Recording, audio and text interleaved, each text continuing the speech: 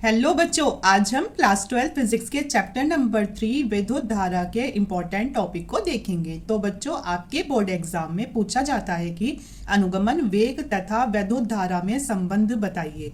और एक दूसरा क्वेश्चन पूछा जाता है आपसे, अनुगमन वेग तथा धारा घनत्व में संबंध बताइए। तो आज हम इन्हीं दोनों टॉपिक पर बात करेंगे। तो आइए सबसे पहले समझते हैं अनुगमन वेग तथा विद्युत धारा में संबंध क्या है। तो बच्चों, हमें इन दोनों के बीच में संबंध निकालना है।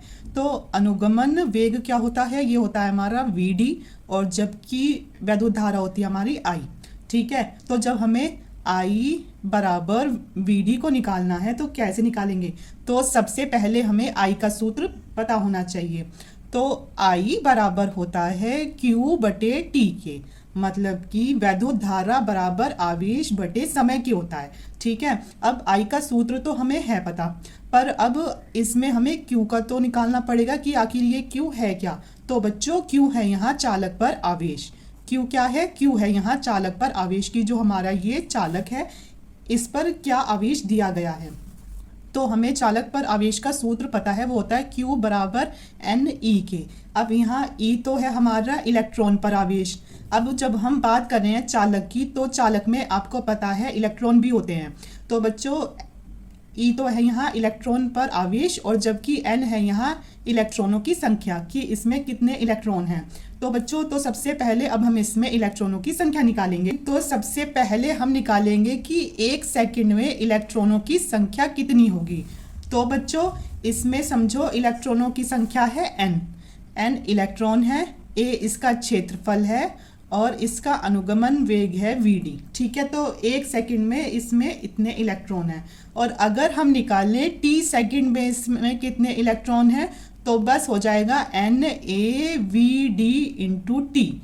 हम अगर यहाँ 3 सेकंड होता है, 4 सेकंड होता है, तो उसको इधर लिखा जाता है t की जगह, लेकिन इधर इसीलिए नहीं आया कुछ क्योंकि क्या था, ये 1 सेकंड था।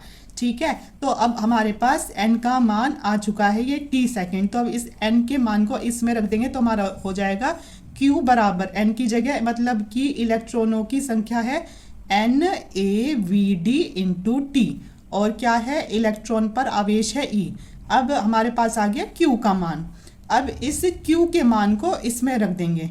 ठीक है, तो हमारा I बराबर क्या हो जाएगा, Q की जगह NaVd इंटू टी इंटू ई, और अपॉन में क्या है, इसमें T है।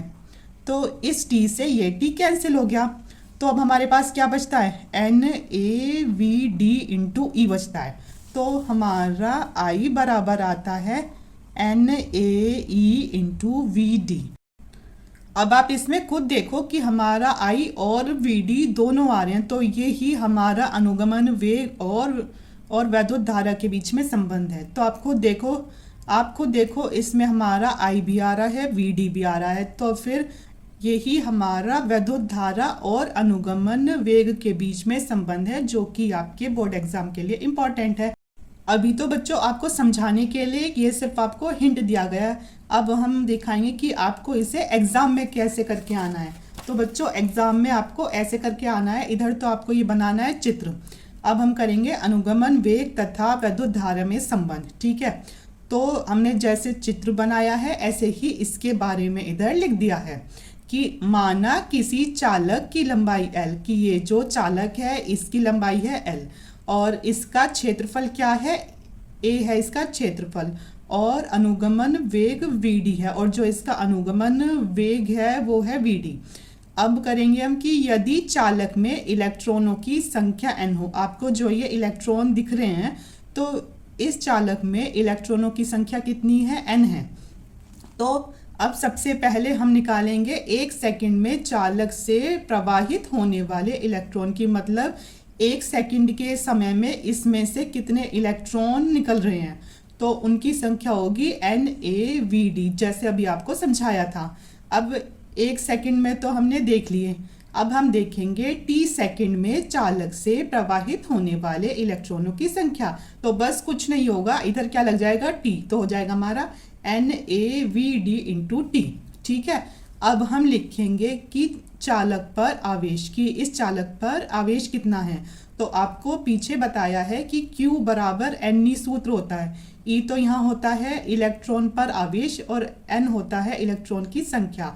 तो इस N की जगह इस पूरे का मान रख देंगे जैसा हमने अभी रखा था, तो हो जाएगा Q बराबर NaVd into T into E। ठीक है, अब हमारे पास Q का मान आ गया, तो अब हम लिखेंगे कि चालक में प्रवाहित धारा। तो हमारा प्रवाहित धारा का सूत्र होता है I बराबर Q बटे T, और इस Q का मान ही हम इसमें रख देंगे और अपन हो जाएगा T से T कैंसिल हो गया, तो हो गया हमारा I बराबर NeAVd। तो यही हमारा वैद्युत धारा और अनुगमन वेग में संबंध है। अब हम देख लेते हैं कि इसमें क्या क्या चीज क्या है, मतलब इसके संकेत। तो I तो है इसमें धारा, N है इलेक्ट्रॉन की संख्या, E है इलेक्ट्रॉन पर आवेश और A है क्षेत्रफल और इसका अनुगमन वेग है Vd। ठीक है, अब दूसरा टॉपिक है इसका कि अनुगमन वेग तथा धारा घनत्व में संबंध।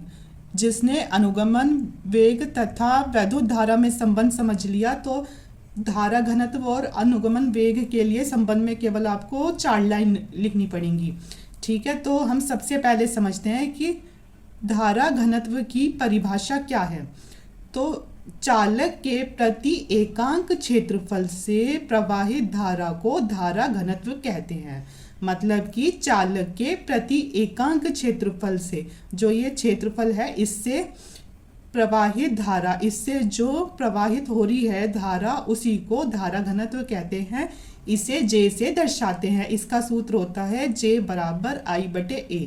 अब I का मान हम निकाल चुके हैं, तो इस I का मान इसमें रख देंगे। तो लिखेंगे चूंकि I बराबर NeAVd होता है, तो इसमें रख दिया, तो हो गया हमारा कि J बराबर NeAVd अपॉन में क्या है, A है।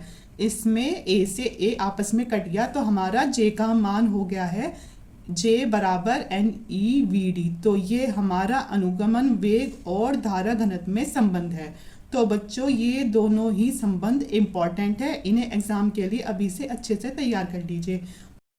और अगर बच्चों आपको ये वीडियो पसंद आई हो तो फिर कमेंट में स्माइल करके ज़रूर जाना और हमारे चैनल को सब्सक्राइब कर लेना, please please please. Thank you.